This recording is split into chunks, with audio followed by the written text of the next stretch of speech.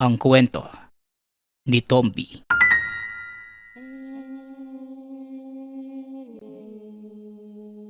Ang kwentong ito ay hango sa totoong buhay. Mula ito sa isa nating tagapakinig. Karanasan ito ni Paeng. Taong 1977. Probinsya ng Davao. Abutenga ang ngiti ni Paeng na mga sandaling yon habang binibilang ang kinita sa naganap na bentahan. Higit kumulang 50 kilo ng durian ang pinakyaw ng suki. Inggit ang lahat ng kasabayan dahil kakarating pa lamang nila sa lugar. Ngunit naubos na kagad ang lahat ng paninda. Sa probinsya ng Davao, isa sila sa may pinakamalawak na taniman ng durian. Buwan-buwang nag-aani at kumikita ng malaki. Ito ang natatanging yaman ng pamilya para matustusan ang pang-araw-araw na gastusin. Dahil masyadong sagana ang pananim, humantong pa sa puntong dinarayo na ng mga kapitbahay at kakilalang magsasaka upang mag-usisa. Nangungulit ang mga ito para lang malaman ang pamamaraan nila Paeng. Paeng, magandang araw. Nariyan ba si Mang Ramon? Baka pwedeng makausap siya ngayon. May mga katanungan lang naman ako. Oy, ang dami mong kita ha. Umaga pa lang pero ubos kagad ang paninda. Kahit hindi na ang tatay mo ikaw na lang. Ano ba ang sikreto niyong mag-ama para mapanatili ang kasaganahan ng durianan niyo? Wika ni Manong Jose, isa sa mga magsasakang pabalik-balik para magtanong ng paulit-ulit. Hindi naman po yun sikreto kasi ang kailangan, dapat nagtataglay na magandang ugali ang magsasaka. Kung hindi sagana yung pananim mo, ibig sabihin, masama yung ugaling meron ka. Diretsahang tugon ni Paeng. Nanlaki ang mga mata ni Mang Jose. Nabigla sa hindi inaasahang tugon. Aba, loko na bata ha. Umayos ka kung ayaw mong hampasin kita. Sa atin ngayon ikaw pa nga ang may masamang ugali. Ganyan ba sumagot sa nakakatanda? Pareho lang kayo ng tatay mong panot. Ang tatabil ng dila. Aba, kung makapanot ka, akala mo naman may buhok ka. Mabuti pa nga si tatay panot lang Ikaw nga kalbo. Alam mo Mang Jose, pabalik-balik ka na rito sa amin Baka gusto mong dito na lang tumira. May bakanting kwarto pa naman. Isa pa, hinahanap mo palagi si tatay. Mag-a-apply ka ba bilang nanay ko? Abay sira ulo ka pala Lumapit ka nga nang mahampas kita nitong hawak kong kawayan. O sige, subukan mong saktan ang anak ko. Ako mismo ang makakalaban mo. Jose, tama si Paeng. Hindi ko rin maiwasang isipin na baka nagugustuhan mo na ako Kaya ka pabalik-balik rito. Pasensya ka na pero hindi ako interesado sa parehong kasarian. Wika ni Mang Ramon. Kakarating lang nito mula sa pag-aararo. Hila-hila pa ang kalabaw. Tawang-tawa naman ang anak na si Paeng sa kanyang sinabi. Parehong-pareho talaga kayong mag-ama. Naging sagana pa ang taniman nyo. Gayong ang sasama ng pakikitungo nyo sa kapwa. Sige lang. Magyabang lang kayo ngayon. Darating din naman ang araw na malulugi kayo. At sa oras na mangyari yon, ako ang una't huling hahalakhak. Wika ni Mang Jose. Umalis na rin ito pagkatapos. Ano ba yun, tay? Ang lakas ng loob na pumunta dito tapos hindi naman pala kayang makipagsagutan. Sayang lang dumating kagad kayo, tay. Iinisin ko pa sana yung kalbo na yun. Wika ni Paeng. Basta talaga kalokohan.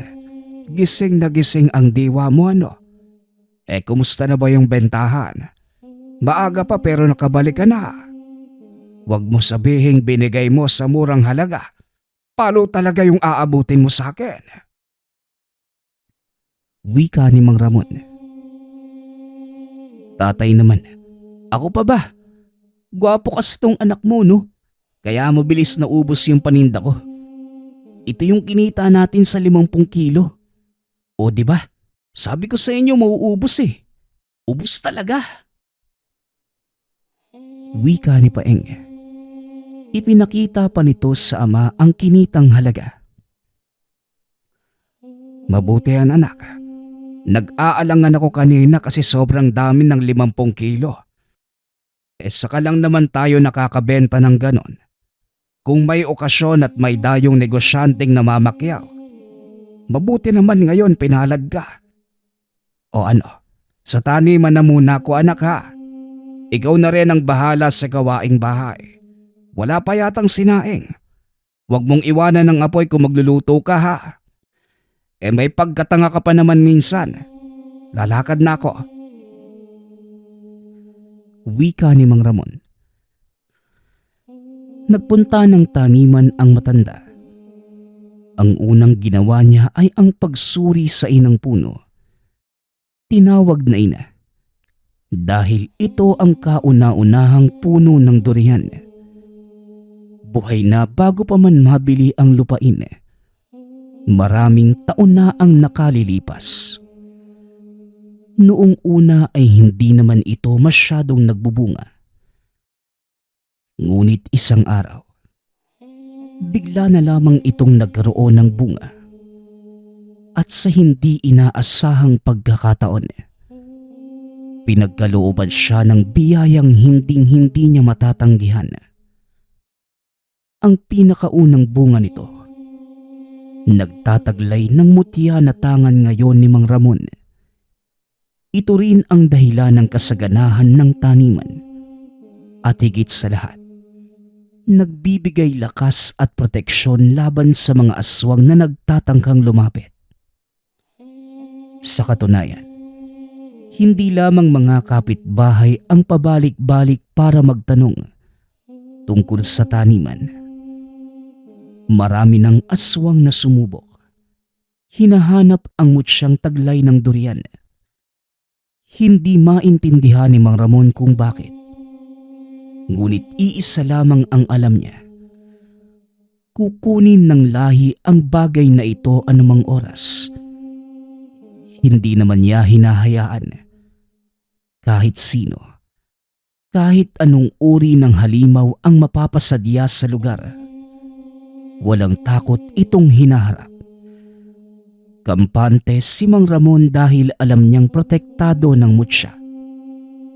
Nang makitang maayos ang kalagayan ng inang puno, itinuloy niya ang ibang gawain. Tinatabas ang mga ligaw na damo. Abang ang iba naman, umakyat na sa mga puno.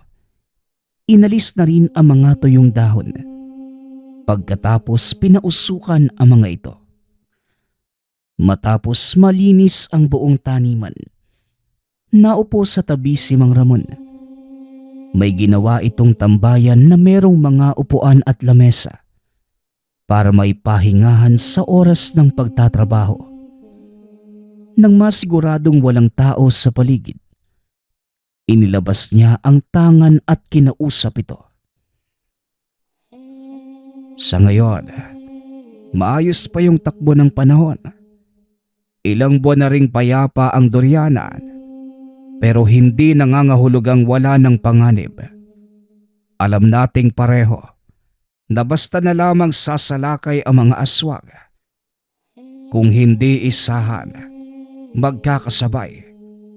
Handa akong pagsilbihang ka buong buhay ko. Pero sana ipapangako mo ring patuloy akong gagabayan Hindi naman sa nagdududa ko. Gusto ko lamang magsabi sa'yo. Wika ni Mang Ramon. Nasanay na itong kausapin ang tangan, lalo na kung walang ibang makausap. Minsan na rin siyang pinag-isipang baliw ng anak dahil inaakalang nagsasalitang mag-isa. Akala ko kung sino yung kausap mo dyan. Yan lang pala. Nakakagulat ka naman, tay.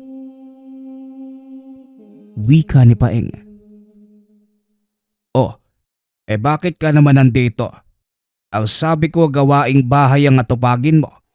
Nakapagsaing ka na ba? Huwag mong sabihing iniwanan mo na naman para sumaglit sa kalokohan ha. Naku Paeng, kaunti na lang ang kulang.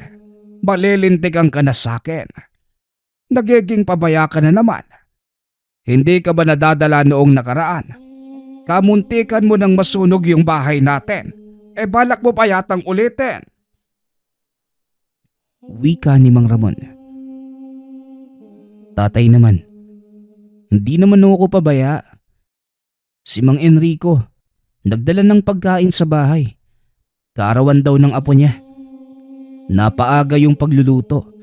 Wala naman masyadong bisita kaya binahagian tayo. Napakarami nga eh. Di na ako nagluto. Yun na lang po yung kainin natin. Tugon ni Paeng. Ganun ba? Mabuti naman. Siya nga pala anak.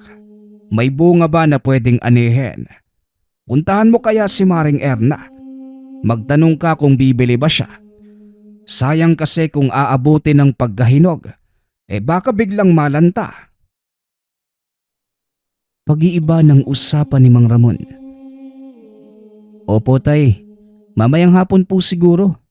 Nasa kabilang bayan pa yun sa ganitong oras eh. Maiba pala tayo tay. Si Tia Rosario ba nagkaanak? May nagpadala ng sulat. Sinabing anak siya ni Tia eh. Nakiusap na manirahan muna sa atin kasi nasunog yung bahay nila sa Cagayan. Mag-isa na lang siya sa buhay at walang ibang malapitan eh. Mina daw yung pangalan. Tignan ho ninyo. Wika ni Paeng sabay abot sa sulat. Tinignan ito ni Mang Ramon. Ngunit nahihirapan itong maniwala. Si Rosario, bay anak, meron pa. Parang wala naman siguro. Wala akong matandaan na nagkaanak yung babaeng yun eh. Ni hindi nga siguro nagkaroon ng kasintahan. Alam mo naman yung tiyahing mong yun. Nasa gawaing bukid lang. Ilang taon na rin ang nakalipas magmula noong huli ko siyang nakita. Pero sigurado kung hindi siya nagkaroon ng anak. Baka ka mo nobya mo. Nahihiya ka lang magsabi ano? Dinadamay mo pa yung yumaong tao eh. Uy, hindi po ah. Minor de edad pa lang po ako tapos pag-iisipan niyo ako ng ganyan. Yun po talaga yung sinasabi sa sulat. Anak nga daw po siya ni Tia Rosario. Sus, sa panahon ngayon minor de edad man o hindi, nagkakagustuhan na. Magtapat ka nga sa akin Paeng.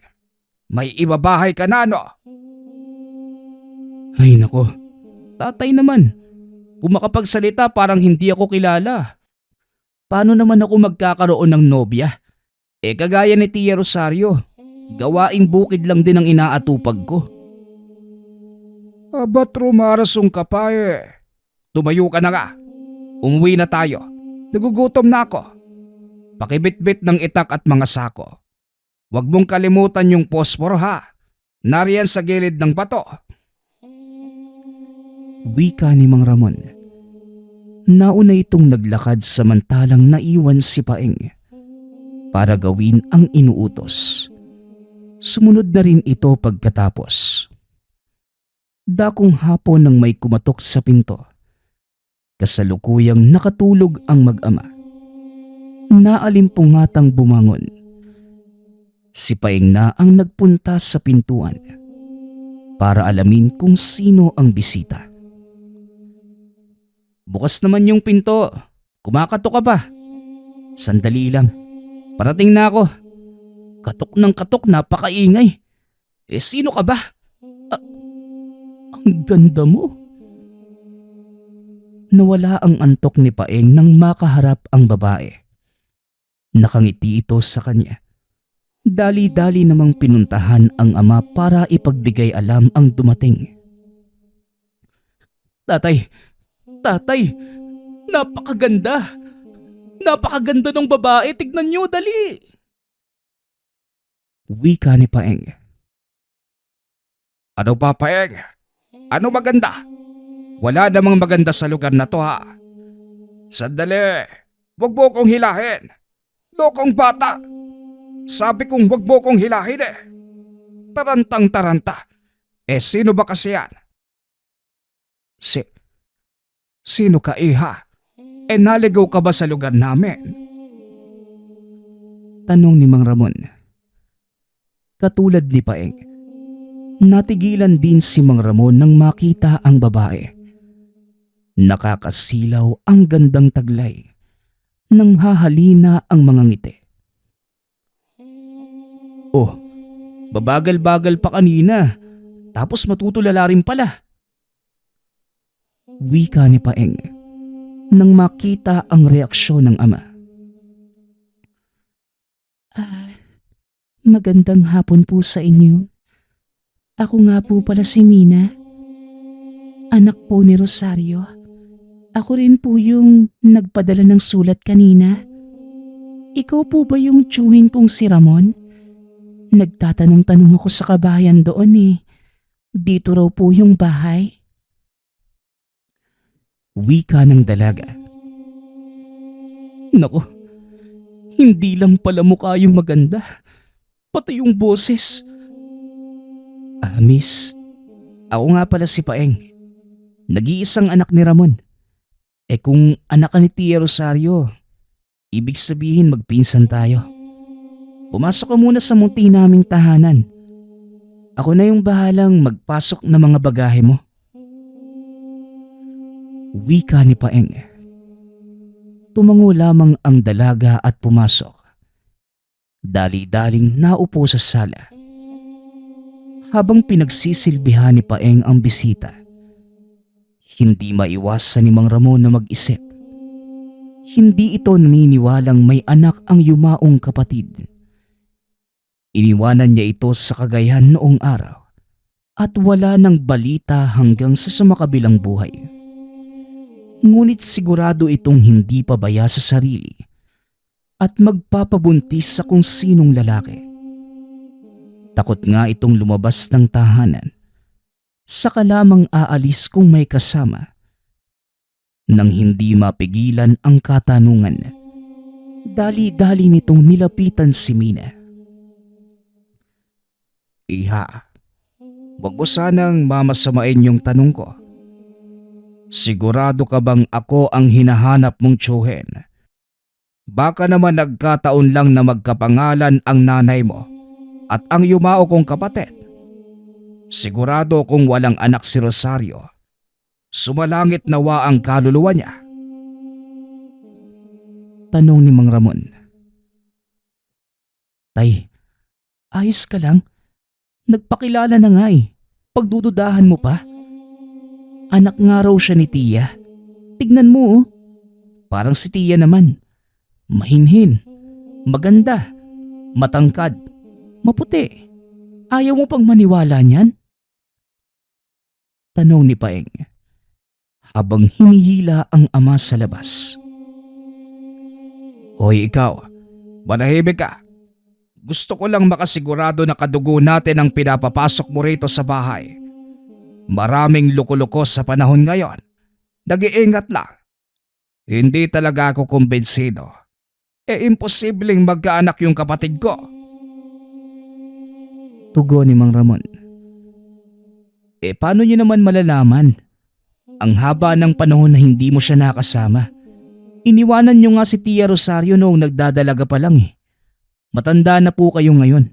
Anong alam niyo sa nangyayari sa buhay niya? Ni hindi niyo nga kinamusta eh. Wika ni Paeng. Napatingin si Mang Ramon sa anak. Hindi inaasahan na ganon ang maririnig. Aba, parang ako ang sinisisi mo ha. O siya, patutuloyin natin pansamantala ang babaeng yan. Pero hindi ibig sabihin, tanggap ko na. Oobserbahan ko ng ilang araw kung nagtataglay ng katangian ni Rosario. Sige, kupkupin natin. Pero kung hindi, aba dapat lang napalayasin. Iisahan pa ako sa sarili kong pamamahay eh. O tay, kalma lang. Ikaw naman galit ka kagad eh. Ako na po yung bahala dito. Wika ni Paeng. Napabuntong hininga si Mang Ramon. May pagdududa pa rin sa biglaang paglitaw ng dalaga. Nahati rin ang pag-iisip dahil sa sinabi ni Paeng. Ewan, ang dami ko nang iniisip dito sa taniman. Dumagdag pa ito. Basta hindi ako kumbinsido na anak siya ni Rosario. Muling wika ni Mang Ramon. Para maging kalmado, kumuha ng patalim at saka nagpunta sa durianan. Ibinuhos ang oras sa pag-asikaso ng pananim. Pagkatapos ay naupo sa tabi. Hindi nagtagal. Biglang naalerto ng maramdaman ang pagiging aktibo ng tangan. Nag-iinit ito. Hindi mapalagay. Indikasyon na merong panganib sa paligid. Dali-dali itong napatingin. Hinahanap ang posibleng pagtaguan ng nilalang. Sinuri niya ang buong durianan. Makalipas ang ilang sandali, hindi tumigil sa pagbigay ng senyales ang mutya. Nalibot na ni Mang Ramon ang buong taniman. Subalit wala itong nahanap. Nagtataka rin dahil walang bakas, walang amoy, at tanging senyales lamang nabigay ng tangan. Hindi kaya nalilito ka lang. Pero hindi naman nagkakamali ang isang mutya kapag may napansin sa paligid. Meron talaga, pero wala akong mahanap. Nandito ba sa malapit o nasa malayo? Tanong ni Mang Ramon sa hawak na mutya. Muli niyang nilinga ang paligid. Naglibot sa ikalawang pagkakataon. Nagbabaka sakaling may nakaligtaan. Ngunit wala talagang nakita. Sumakit na lamang ang ilong sa ilang ulit na pag-amoy sa hangin. Ngunit kahit kaunting samyo, wala pa rin itong mahanap. Kung wala rito sa taniman, siguro nasa ibang lugar ah. Sandali nga. Wika ni Mang Ramon sa sarili. Binitbit ng matanda ang mga itak. Saka nagpunta sa unahan. Sinuring mabuti ang mayayabong na halaman. Damuhan, kabilang taniman. Ngunit wala pa rin itong mahanap. Umuwi na lamang siya at inisip na baka humihingi ng dasal ang tangan at nagkamali lamang sa pag-intindi. Pagkapasok ng tahanan, nagulat na lamang nang mawala bigla ang senyales. Kanina lamang hindi mapalagay ngunit ngayon ay natahimik. Nakahinga ng maluwag si Mang Ramon. Dumiretso na rin sa kwarto upang magsagawa ng orasyon at dasal para sa tangan. Pagsapit ng gabi, pagkatapos maghapunan, nasa bakuran silang tatlo at nagpapahangin. Wala namang tigil sa pagdaldal si Paeng. Kinukulit ng mga katanungan si Mina. Siya nga pala, sino nga palang naging tatay mo? Alam ko namang maganda si Tia Rosario pero kakaiba kasi yung kagandahan mo eh. Parang may halo na ibang lahi. Dayuhan ba yung tatay mo? Amerikano ba? Tanong ni Paeng. Hindi ko alam eh. Ang totoo niyan, Iniwanan si nanay habang pinagbubuntis pa lamang ako. Kaya hindi ko na nakita. Tapos noong ipinanganak na, namatay si nanay. Sa kapitbahay na lang ako lumaki. Kay Aling Merna, yung mananahi. Tugon ni Mina. Kawawa ka naman pala. Kung nalaman lang ni tatay na nagkaanak pala si Tia, hindi ka sana mag-iisa sa buhay, no? Mabuti hinayaan ka na pumarito. Hindi ka ba sinamahan ng nagpalaki sa'yo? Malayo kasi yung pinanggalingan mo eh. Mahabang biyahe. Hinatid ako ni Aling Merna. Pero hanggang sa daungan lang ng barko. Bumalik din siya kagad kasi may aasikasuhin daw. Mabuti nga kilala si Tio Ramon eh. Kaya hindi ako nahirapan sa paghahanap. Noon pa dapat ako nagpunta rito kaso kinakailangan pang maghintay ng mahabang panahon para makaipon ng pamasahe. Wika ni Mina. Habang nakikinig, unti-unting napapaniwala si Mang Ramon. Lalo na nang banggitin ang pangalan ng mananahing kapitbahay. Sa isip-isip niya, marahil tama si Paeng. Sa tagal ng panahong walang balita sa kapatid, may mga kaganapang hindi niya nalalaman. Kagaya na lamang ng pagkakaroon nito ng pamangkin. Hindi pala nalalayo yung edad natin, no? Matanda ka lang ng 1 taon. Siya nga pala. Ni minsan ba, hindi ka nagkaroon ng karelasyon? Ibang klase kasi yung ganda mo eh. Imposibleng walang magkakagusto sa'yo. Siguro, binipilahan ka no? Tanong ni Paeng. Hoy Paeng, tumigil ka na nga sa kakatanong mo. Ano naman kung marami nagkakagusto sa kanya? Pipila ka rin ba? Dumidiskarte ka pa dyan. Kilabutan ka nga. Magkadugo kaya kayo? Sita ni Mang Ramon. Tatay naman, nagtatanong lang naman ako para malaman ko eh kung ilang tao yung babantayan o bubugbugin. Kung sakaling maglolo ko rito sa pinsan ko. Ikaw talaga tay, ang sama kaagad ng iniisip mo sa akin. Sumasagot ka pa ha? Kung kutosan kita. Pumasok na kayong dalawa. Malalim na ang gabi at maraming lamok. Oras na rin para makapagpahinga. Tiyo, pwede po bang mamaya na? Gusto ko pa rito sa labas eh. Diyan po sa Dorianan. Pwede bang maglibot? Maliwanag naman yung buwan saka parang gusto ko maglakad-lakad. Magpapasama na lang po ako kay Paeng. O sige. Paeng, bantayan mo yung pinsan mo ha. Huwag kayong lalayo at 1 oras lang ang itatagal sa paglalakad. Gabi na rin. Wika ni Mang Ramon. Hindi niya maiwasang mapaisip. Masyado ng gabi para maglakad-lakad. Kahit sa taniman lang na nasa harapan ng tahanan. Napailing na lamang ito habang hinahatid ng tanaw ang anak at pamangkin.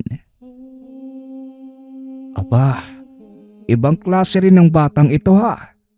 Kanina na may araw pa, hindi naisipang maglibot. Ngayon talaga na gabi na.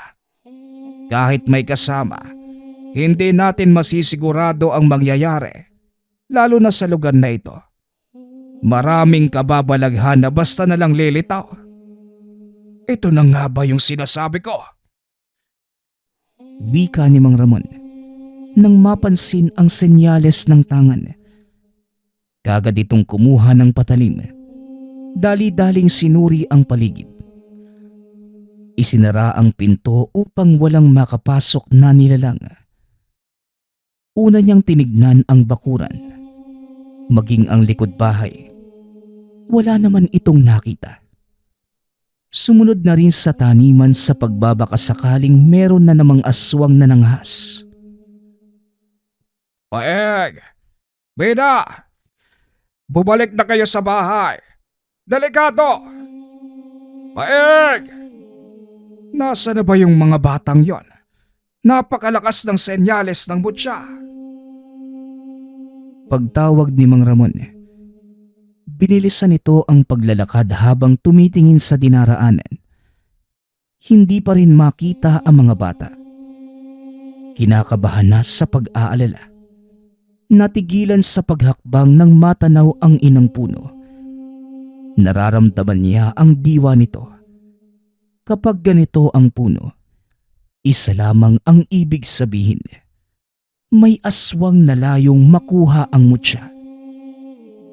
Sa kabilang banda naman, napatingin si Mang Ramon sa pinanggagalingan ng boses.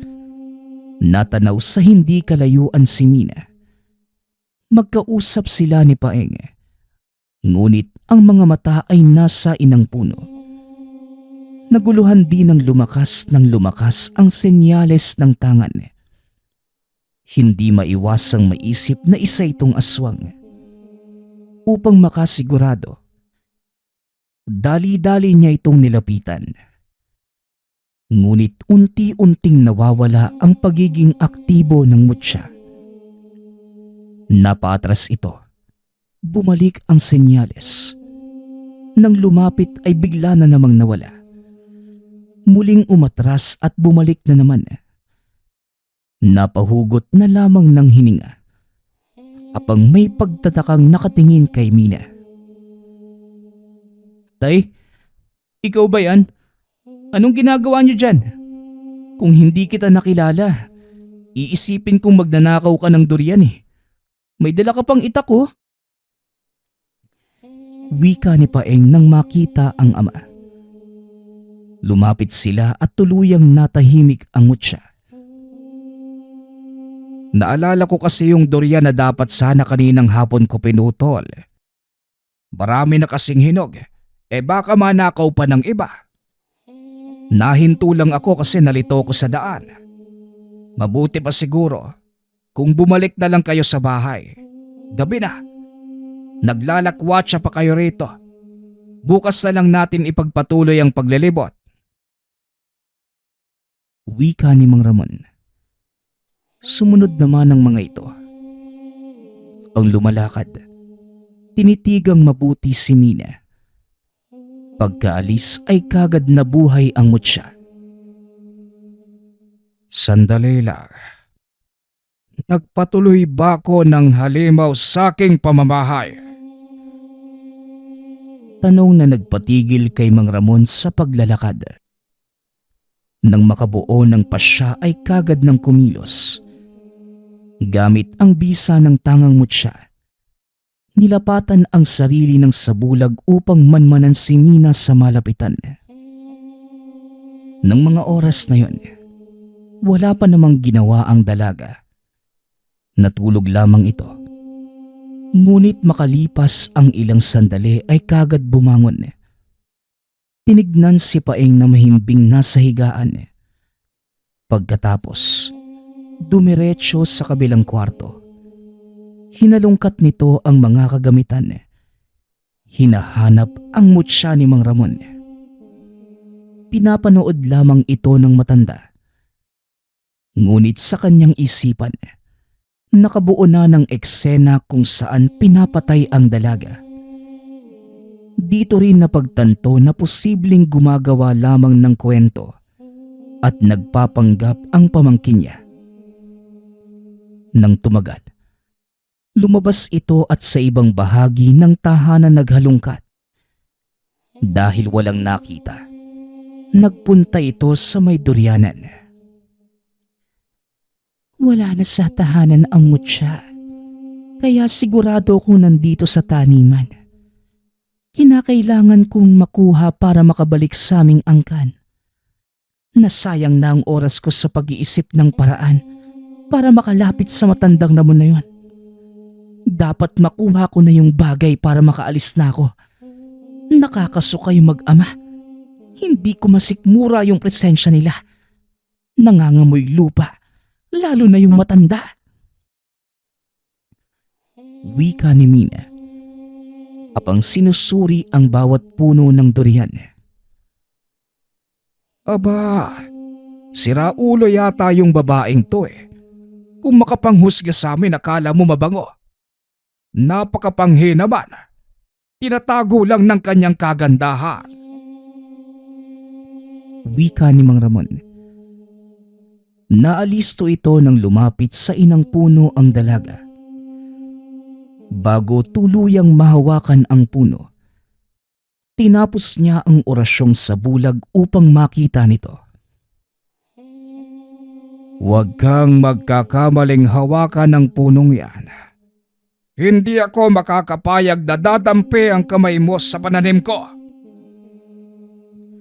Sita ni Mang Ramon. Gulat na napalingon si Mina. Dali-daling inayos ang tindig at saka sinubukan linlangin sa salita si Mang Ramon. O Tiyo, nandyan po pala kayo?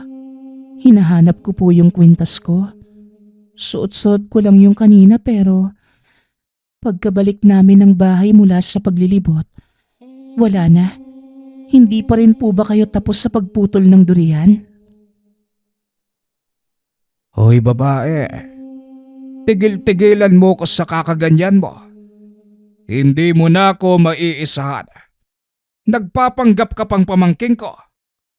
Pati kapatid kong yumao dinamay mo. Walang hiya ka. Bistado na kita. Isa kang aswang.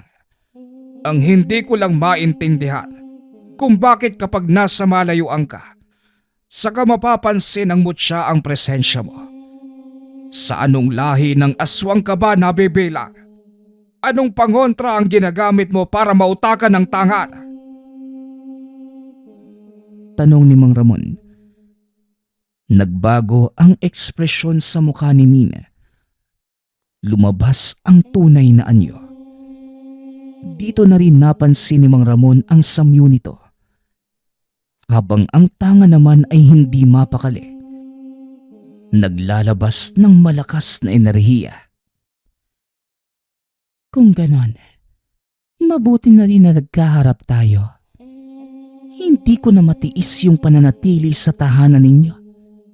Ilang oras pa lang ang lumipas, pero nasusuka na ako.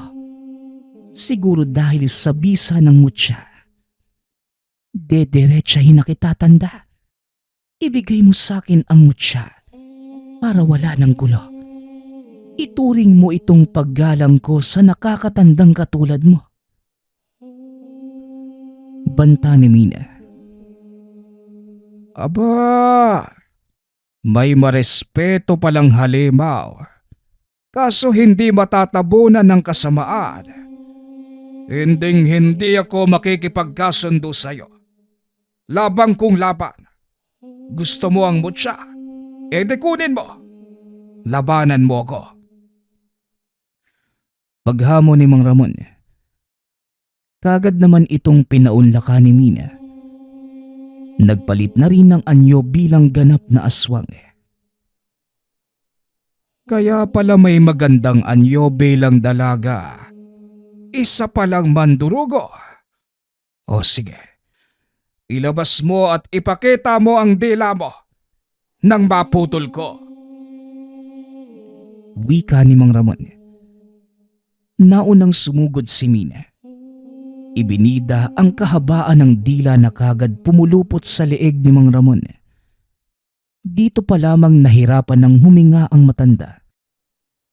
Mahigpit pang nakakapit ang mga kuko. Ngunit kagad ding kumawala ng umepekto ang bisa ng mutya. Sinubukan pa ng aswang na lumipad para makatakas. Ngunit bumulusok ng mataga ang mga pakpak. Kamunti ka na ako doon ah. Malas mo lang dahil hindi hinayaan ng tangan kong mapahamak ako. Hoy ikaw mandurugo, tapusin na natin ito. Wika ni Mang Ramon. Nanlaban pa ang aswang ngunit binilisan ni Mang Ramon ang pagtaga. Paulit-ulit hanggang sa humandusay na lamang sa lupa. Hindi tinigilan. Bawat parte ng katawan ay tinadtad. inilabas sa pamamagitan nito ang galit sa ginawang paggamit sa kanyang kapatid para makapagpanggap. Pati kapatid kong sumakabilang buhay hindi mo nirespeto. Halang talaga ang kaluluwa. Walang hiya.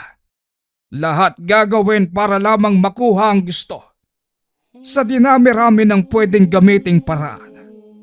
Pangalan pa ng kadugo ko ang ginamit laban sa akin. Lapastangan! Wika ni Mang Ramon. Saka lamang natigil sa pagdaga nang hindi na makilala ang pagmumukha ng aswang. Isang malalim na buntong hininga ang nahugot pagkatapos. Hindi malinaw sa akin kung ano ang dahilan ng bawat aswang na pumaparito para kunin ang mutya. Hindi ko na rin mabilang kung pang ilan na ngayon. Pero ito ang pinakaikinagagalit ko. Nadamay pa ang taong matagal nang namayapa. Napakatanga ko lang sa parte na tinanggap ko pa sa aking tahanan. Anong klaseng pangontra ba ang ginamit ng walang hiyang to? Para mautakan ako at ang mutya. Hindi bali na. Tapos na ang buhay ng isang to. Nagkikiskisan pa rin ang ngipin sa galit ni Mang Ramon. Umuwi ito at nangihinang napaupo sa bakuran. Hindi lubos akalain na naisahan ng isang aswang. Nakapasok pa ito sa mismong pamamahay. Kinabukasan, nagulat si Paeng nang makitang sa bakuran nakatulog ang ama. Napatanong pa ito tungkol kay Mina. Sinabi naman ni Mang Ramon ang katotohanan. Maging ito ay nanghina sa nalaman. Anak ng aswang? Kaya pala, hirap kayong maniwala kasi hindi siya totoong anak ni Tia Rosario at mas lalong hindi siya tao. Pero bakit hindi nyo naman napansin kagad? Mahina na po ba yung baterya ng mutya nyo? Gumamit siya ng mataas na uri ng pangontra sa mutya kaya nakalusot. Kung nasa malayuan napapansin naman. Pero kung nasa malapitan hindi. Kaya nga malaya siyang nakakalapit sa atin. Mabuti na lang hindi tumigil ang mutya sa pagbibigay senyales. Nabisto ko rin ang kalokohan ng isang yon. Huwag na nating pag-usapan pa. Sumasakit lamang ang ulo ko. Sa tuwing maaalala kung paano nilapastangan ang tiyahin mong yumao. Lintik siya. Tugon ni Mang Ramon. Pagkatapos ng insidenteng yun, nasundan pa ng nasundan ang mga pangyayari. Pare-pareho ng dahilan ang pagdayo ng mga aswang sa taniman. Hinahanap ang mutya. Hindi naman maintindihan ni Mang Ramon kung bakit. Patuloy lamang ito sa pagprotekta at pakikipaglaban. Dahil hindi mahanapan ng kasagutan, iniisip na lamang na isa itong pagsubok para sukatin ang kanyang kakayahan. Bilang tagapangalaga ng mutya, hindi naman ito umaatras sa anumang labanan. Isahan man o grupo ang sasalakay na nilalang. Ang susunod nating kwento ay mula sa isa nating tagapakinig. Karanasan ito ni Henry. Mula pa noong kabataan. Walang eksaktong taon. Probinsya ng Isabela. Nang mga panahong ito, bata pa lamang si Henry. Palagi itong naglalaro kasama ng mga kaibigan. Madalas, inaabot pa ang mga ito ng 9:00 ng gabi sa paglalaro sa labas. Bagamat madalas itong napapagalitan ng ina, napakatigas pa rin ng ulo at hindi nakikinig sa lahat ng pangaral ng ina. Kaya madalas, kapag nauwi ito ng tahanan, puro sermon ang inaabot ng bata sa ina at walang sawang pagratrat na mga salita sa anak. Abay, kailan ka ba magtitinong bata ka ha? Palagi ka nalang ginagabi ng uwi. Eh kung mapano ka sa daan? Ay nako ka talaga. Kapag talaga hindi ka na nakauwi, tignan mo ang sinasabi ko sa'yo. Ay nako, napakatigas talaga ng ulo mo. Wika ng ina. Pagkapasok pa lamang ni Henry sa pinto, nakatikim din ito ng kurot sa tagiliran. Bilang tanda na tumigil na ito sa ginagawa niya. Ngunit kahit anong palo o pagdidisiplina sa bata ay hindi na umuubra. Nagtanong ito sa ina kung ano ang hapunan. Ngunit nang hindi siya sagutin, tinignan na lamang niya ang lamesa. At totoo palang walang kahit anong pagkaing iniluto para sa kanya. Kaya walang nagawa si Henry. Uminom na lamang ito ng tubig hanggang sa mabusog. Dumiretso na din sa silid pagkatapos. Kaya kinabukasan, bago ito tuluyang umuwi ng tahanan, nakikain na lamang ito sa bahay ng kaibigan. Ngunit dahil doon, muli na naman siyang nahuli ng uwi. Katulad ng mga ibang araw, walang humpay pa rin ang pagsaway ng ina sa katigasan nito ng ulo. Ngunit kalaunan, napagod na lamang sa kakasermon sa kanya hanggang sa tuluyan na itong tumigil at pinabayaan na lamang ang kagustuhan ng anak. Hanggang sa isang araw, nagkaroon ng away ang mga bata. Mag-isang umuwi si Henry ng tahanan ng gabing yun. Ang nakaalitan niya ay yung batang palagi din niyang kasabay umuwi. Habang naglalakad sa eskinitang palaging dinaraanan ni Henry, nakaamoy ito ng tila mapanghi at nabubulok na laman. Nakakasulasok ang amoy nito. Nang lumingon ang bata sa paligid, wala naman itong nakita. Hanggang sa napatingin sa isang puno ng kamagong malapit sa lugar at nakapansin ng tila anino. Ngunit nang masusi niya itong tinitigan, dahil 10 taong gulang pa lamang si Henry nang mangyari yun, hindi niya maintindihan ng husto kung ano ba talaga ang nakita. Parang tao lang naman ito. Ngunit kung tititigang mabuti, mahaba ang mga kamay at paa. Kulay itim ang balat at babalahibo. Nanlilisik ang mapupulang mga mata at mahaba ang dila. Kagad kumaripas ng takbo si Henry. Dali-daling pumasok sa loob ng tahanan.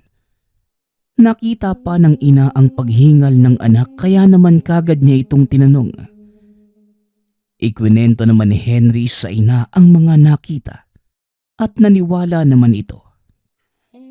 Dahil sa nangyari, lalo pang kwinentohan ng ina ng nakakatakot na pangyayari tungkol sa mga aswang upang lalo itong takutin.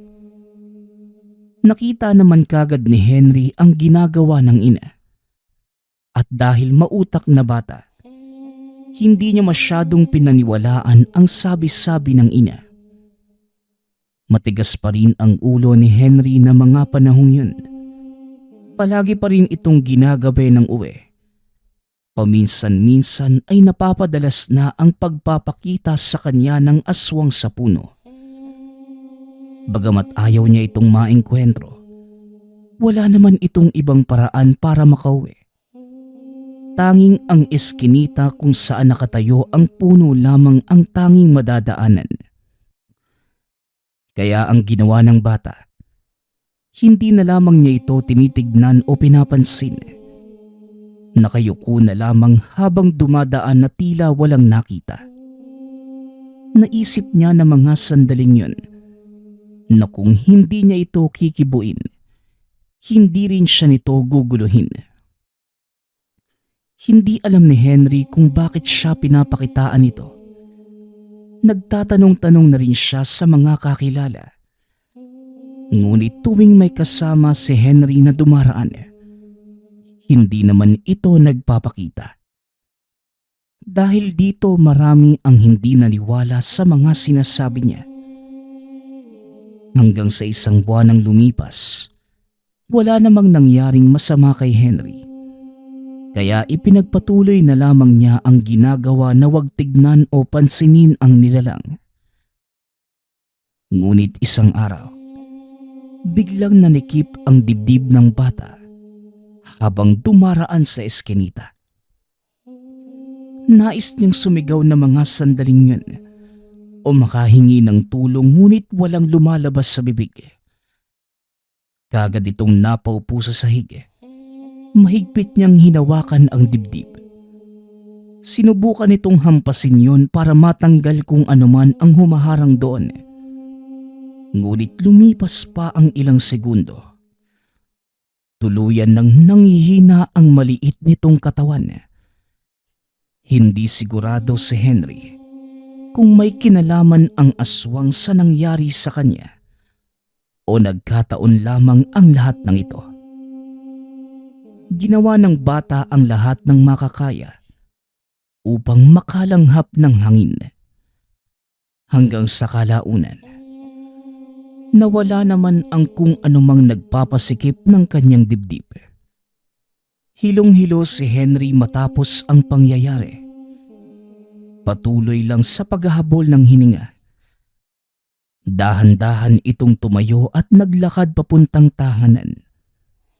Bagamat mabagal at paika-ika, nakarating siya ng ligtas. Kagad namang nagpahinga si Henry sa kanyang kwarto at hindi na niya ito ipinaalampas sa iba. Alam naman niya kasing hindi siya paniniwalaan ng mga ito. Dahil noon pa man, sinasabi na niya na may aswang sa eskinita. Simula ng araw na yon, bihira na lamang lumabas si Henry ng tahanan. Ayaw na rin niyang daanan ang eskinitang yun. Dahil natatakot ito na baka sa susunod, tuluyan na siyang bawian ng buhay. Hindi na niya muli pang nakita ang aswang o kahit ang nakakasulasok nitong amoy. Kalaunan, tumanda na rin siya at hindi na nakikipaglaro pa. Kaya naisipan niyang ibahagi ang kanyang kwento. Babala niya sa lahat ng ating tagapakinig. Sundin natin ang payo ng ating mga magulang. Dahil para naman ito sa ikabubuti ng ating mga sarili.